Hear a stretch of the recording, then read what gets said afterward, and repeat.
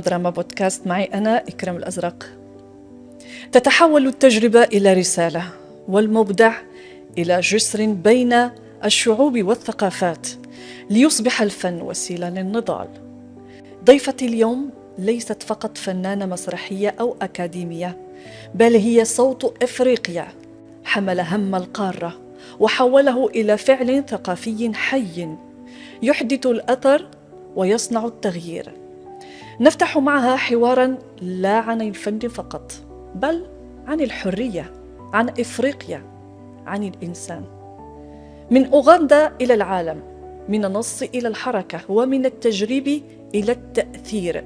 كانت وما تزال تؤمن أن الفن قادر على إعادة تشكيل الوعي وصناعة المستقبل. معنا اليوم في مونودراما بودكاست الدكتورة جيسيكا كاهوا، رئيس الهيئة الدولية للمسرح. أهلا بك دكتورة.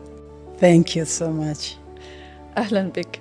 حدثينا عن مشاركتك في مهرجان الفجيرة الدولي للمونودراما في هذه السنة. Yes, this festival I have participated as a president of ITI worldwide, and I came in to also view those other activities of ITI in the region.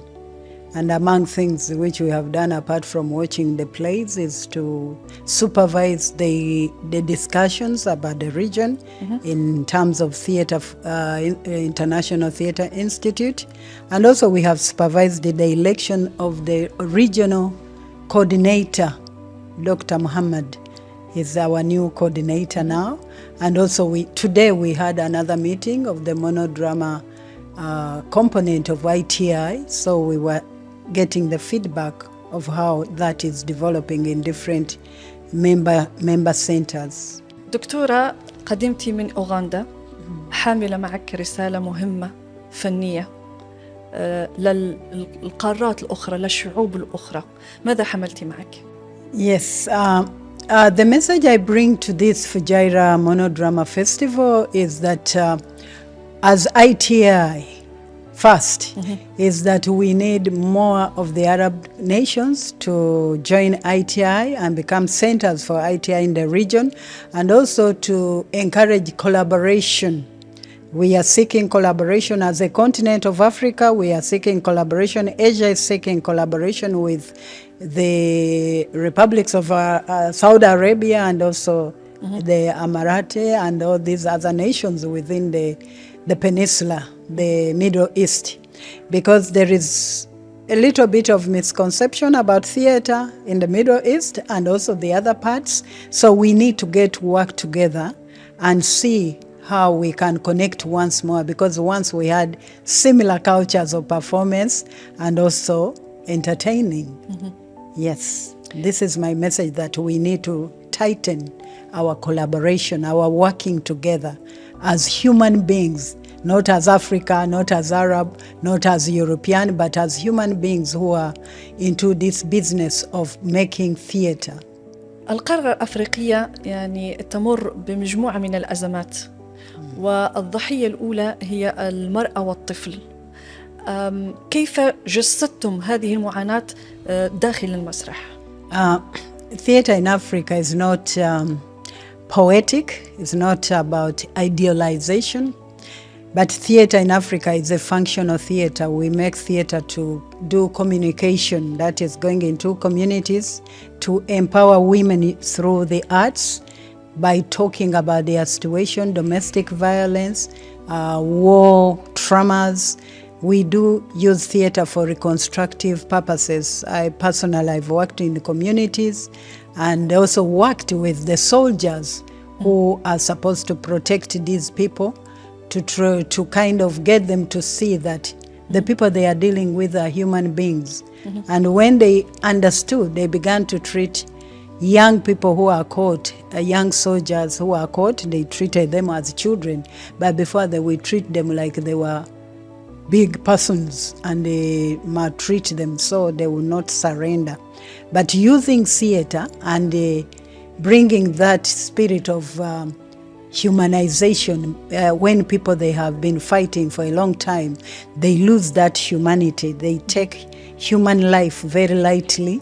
But when we do theatre with them, theater is able to humanize people, then we begin to see that it is not only in Africa that these issues are happening. There are so many examples around the world, and it is a crisis everywhere. But the level at which things are happening is different. And in Africa, of course, it happens in a massive way. For example, now we are having the Congolese situation. The women and children and the youth are really under stress. And Uganda, for example, if you have read the news, we are the people, the nation that accommodates the largest number of refugees around the Great Lake region. Therefore, the call on us is great. And we invite our brothers from this region to join us in helping these people, because already you are also experiencing your own wars in the neighborhood.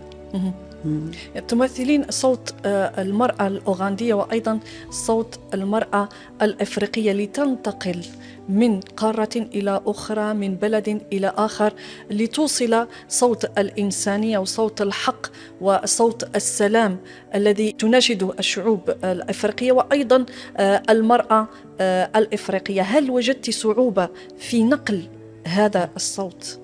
Thank you. That is something really is very important for you to ask, because as human beings, we learn from each other. It doesn't matter where the lessons come from. Uganda is a very living, good example of a nation that has risen above these gender differences. In Uganda, a woman, you can rise to any level you want to rise. Nobody is going to stop you. But that does not stop the domestic violence where men feel threatened by their women who are very powerful, you know. But we have supportive laws that support the girl child from from school. They encourage them to go to school. We have so many educated women and girl child. Of course, there are some also women who are not very educated, but we have other programs that our government has put in place to support the women so that they can carry on taking care of the families. If you come to Uganda, you find that actually the women are carrying the bulk of caring for the nation, because they have become mothers and fathers at the same time. The woman in Africa is a very strong woman, and also in Uganda we have been empowered. We are actually, only you limit yourself, a woman can rise to any level. صحيح. المرأة الأفريقية